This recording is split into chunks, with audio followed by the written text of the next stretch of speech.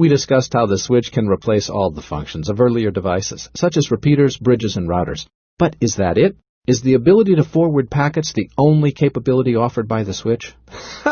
Certainly not, or this would be a very short and boring course. Since I'm even asking the question, you can assume there's more to a switch than that. So why were switches invented? Well, one reason is intelligence. With improvements in technology, we are able to add additional capabilities to network devices until we had a single device supporting all forwarding functions. But technology didn't stop there. So today there is more and more functionality being added to the switch. Once again, each vendor adds the functionality they feel is appropriate for their switch.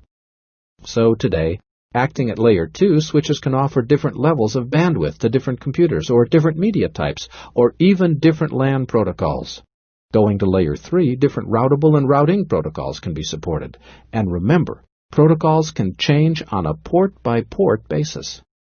So now that everyone is communicating the way they want, what's next? Again, it all comes down to the addition of increased intelligence to the switch. Why not add firewall capabilities right into the switch instead of on another device? Now you can secure communication between different networks. How about some form of authentication? You don't want to allow just anyone on the network, do you? What about priorities? Should one type of traffic have priority over another?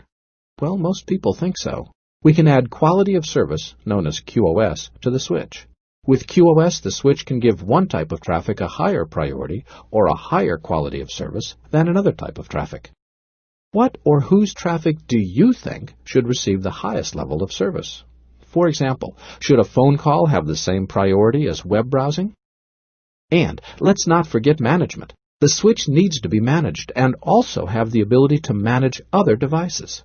We can add that capability to a switch as well.